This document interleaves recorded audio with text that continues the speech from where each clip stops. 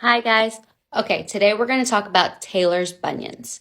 So instead of like a bunion that's on the inside, a Tailors bunion is on the outside. So I'll show you with my foot. A Tailors bunion is when there's an increase in the intermetatarsal angle of the fourth and fifth metatarsal. So if you look in the x-ray above, there's a Tailors bunion on the side. Now, why do we call it a Tailors bunion? Back in the day, when tailors that used to sew and fix clothes, they would sit crisscross, and when they would sit, the tailor's bunion would rub on the floor, and they're sitting all day, and because of that friction, that bone would start to overgrow, and their X-ray would look similar to that, so they call it a tailor's bunion. So, what can we do for a tailor's bunion?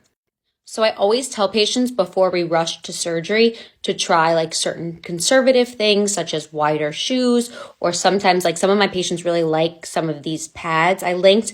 You can get them even on Amazon. It's worth a try before doing surgery. Also, we can make you orthotics that offload that area. But ultimately, if it's really painful, because it's a bony problem, we often have to surgically fix it. So I'll show you an example.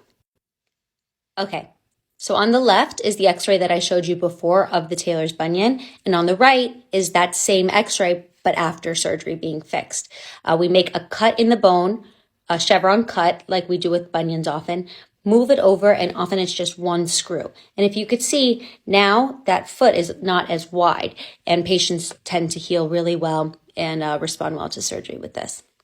Like and follow for more. I hope this helps.